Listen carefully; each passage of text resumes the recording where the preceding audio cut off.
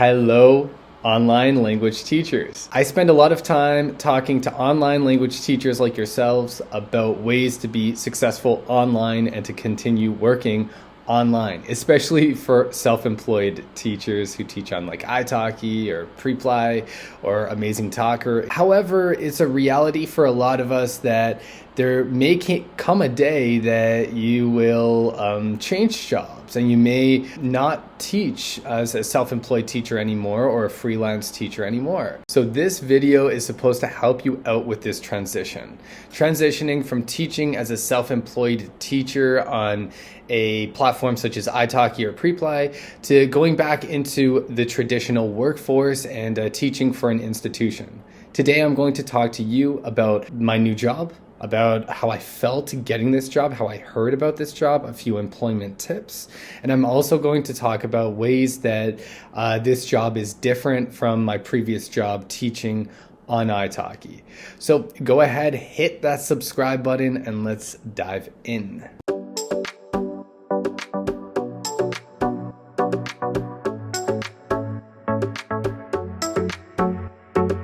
Quick disclaimer, I am still a teacher on italki. When I said that's my previous job, I just meant I got that job before I got this one, okay? So I'm doing both of them simultaneously.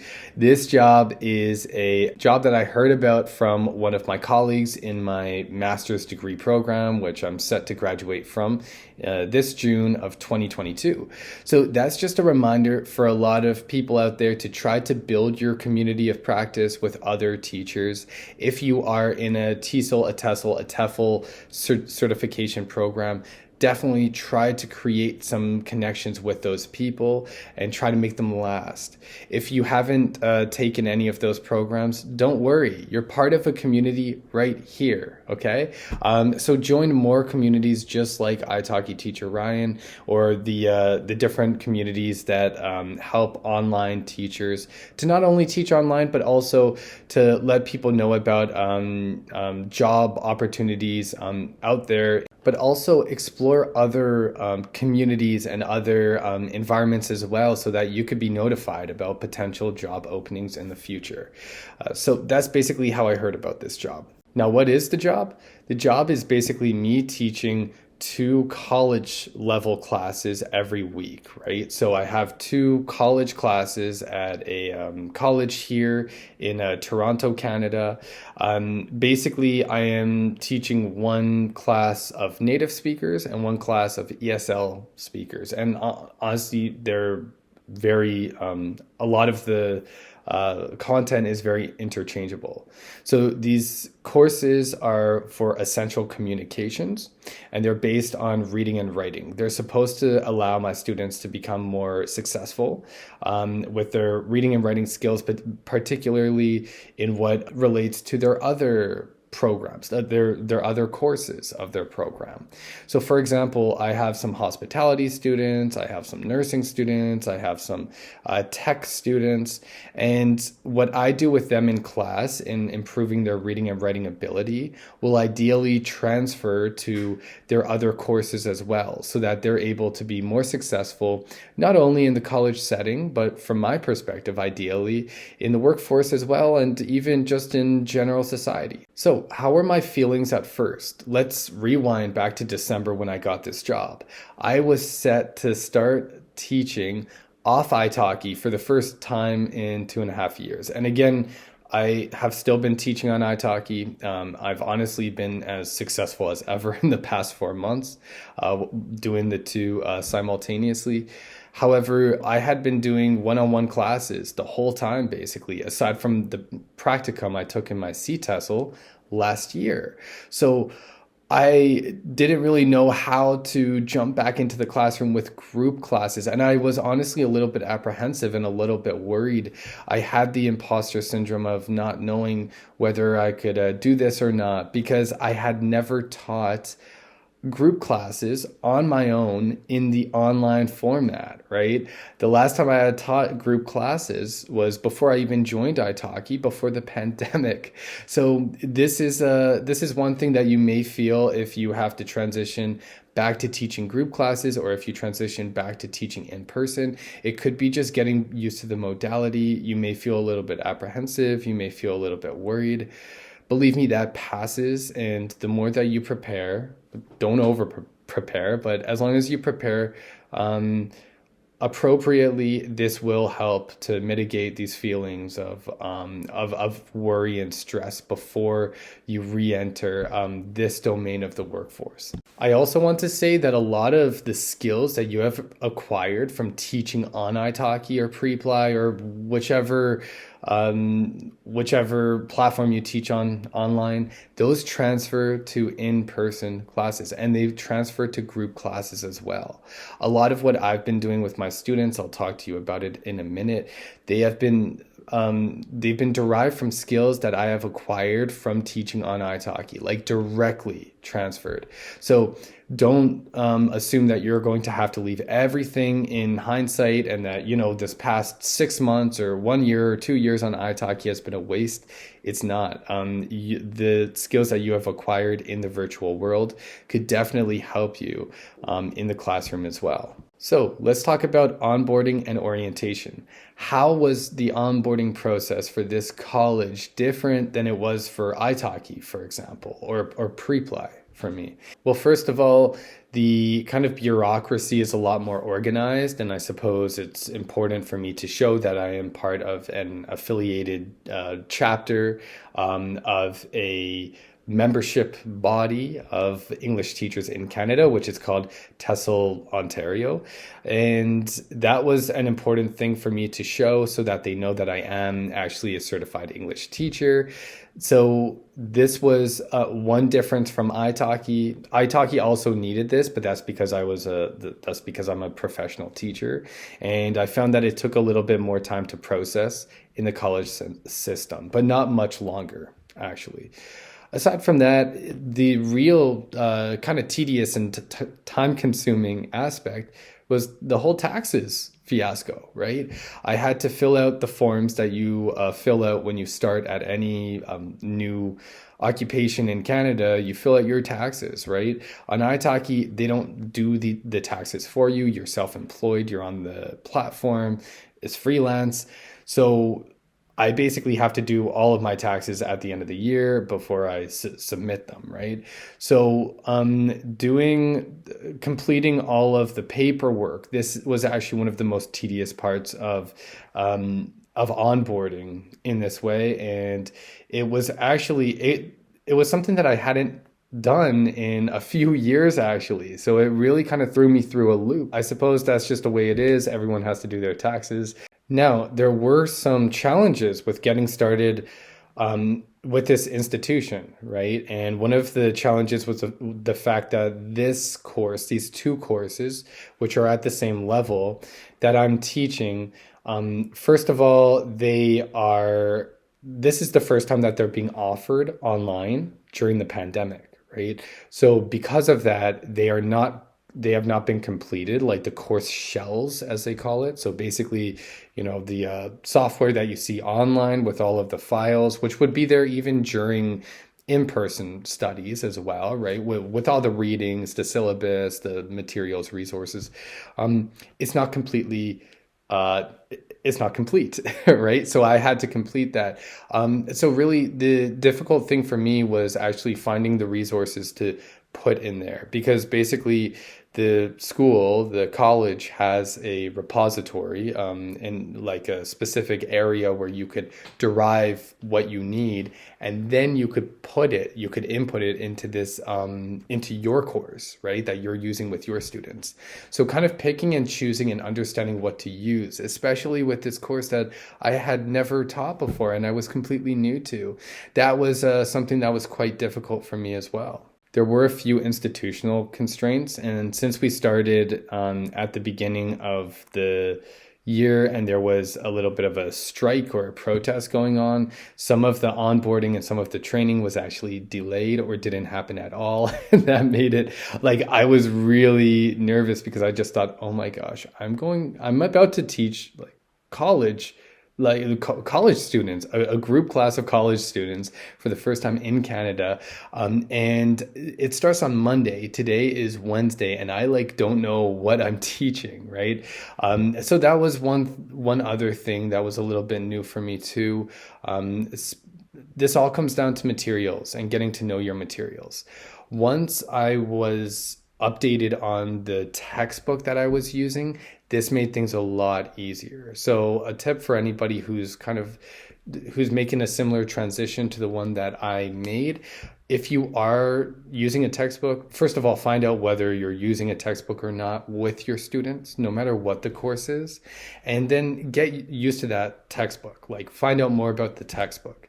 Because if the course is heavily based on the textbook, then really the main things that you need is the textbook and a good understanding of it and the syllabus, right? And thankfully for me, I had a 90% completed syllabus given to me. So at least going into this, I knew generally what the plan was going to be, the breakdown week by week. A constraint would definitely be tech, right? Using a different type of software that I have been using with this college. In certain ways, it's been very I think that my experience on italki and just teaching online for the past 2.5 years has really helped me. I think that I'm leaps and bounds ahead of a lot of other teachers who I'm teaching with. So I think that your tech knowledge, if you've acquired any tech knowledge, that's really going to help you. If you haven't, definitely check out my playlist on different digital tools that you could use with your students. Because I think just like learning a language, if you're able to find some sort of passion, some sort of desire to use certain tools, you're implicitly going to learn more about tech and about how it works, and then you're going to be able to transfer those skills to other similar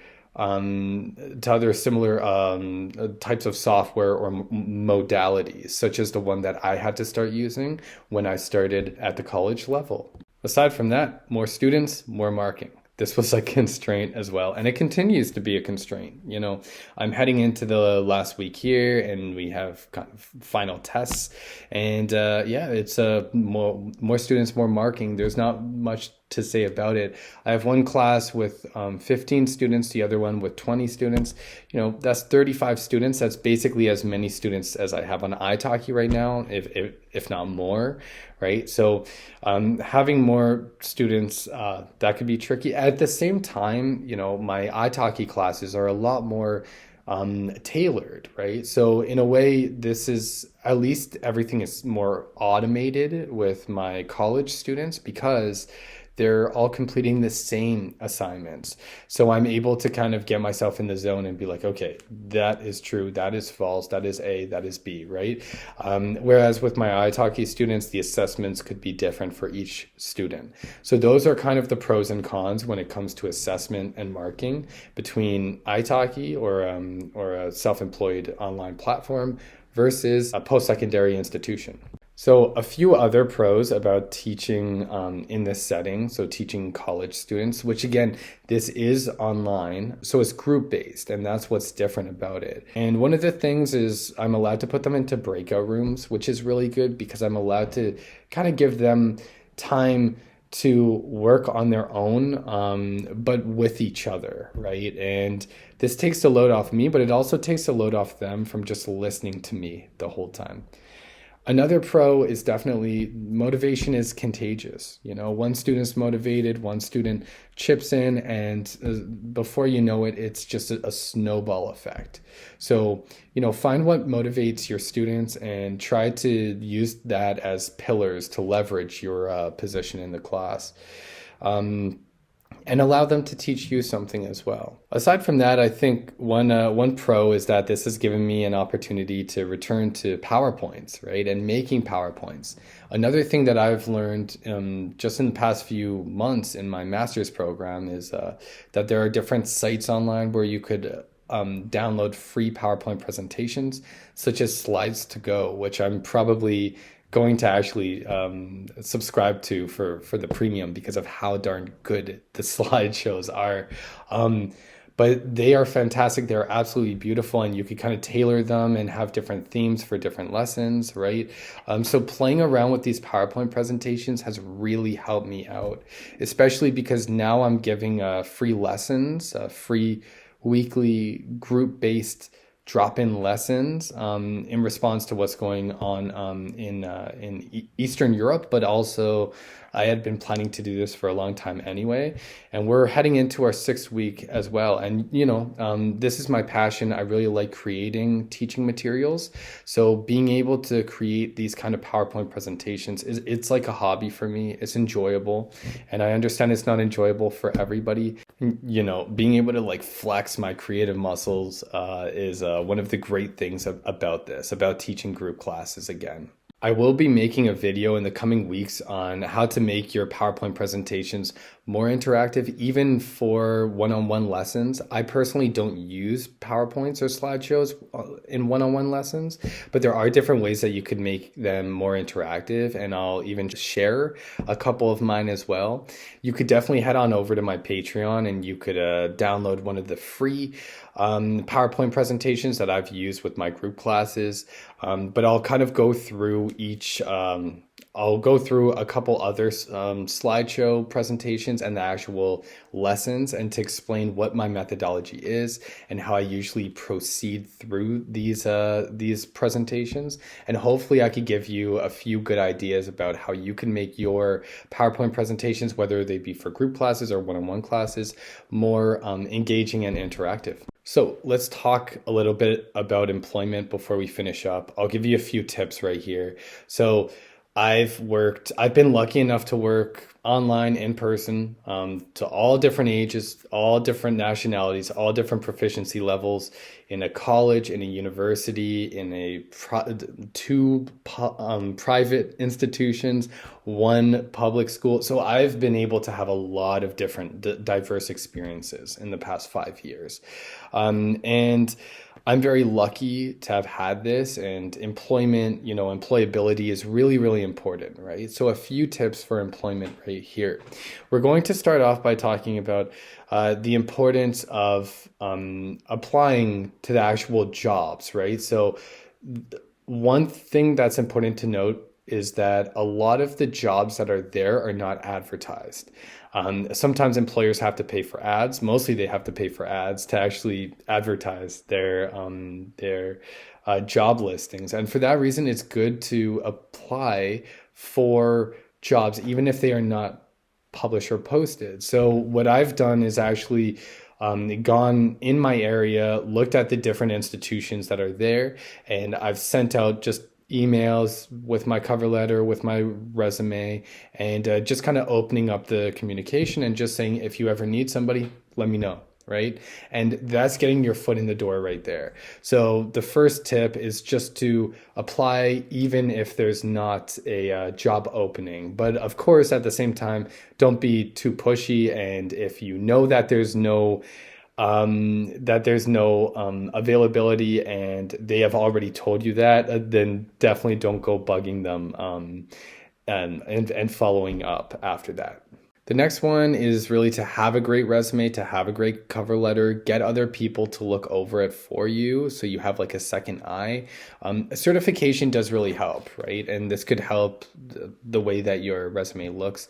Maybe you don't have certification, and in certain contexts that could be okay. Experience could be paramount. So in those situations, I really suggest that you try to get as much experience as possible and find a good way to actually communicate the experience that you have gotten, so that if an employer ever asks you about that, you're able to kind of state your case for why you are a qualified person for the job which you're applying for. Thirdly, as I said before, keep in touch with other people in your community of practice, in your network, right?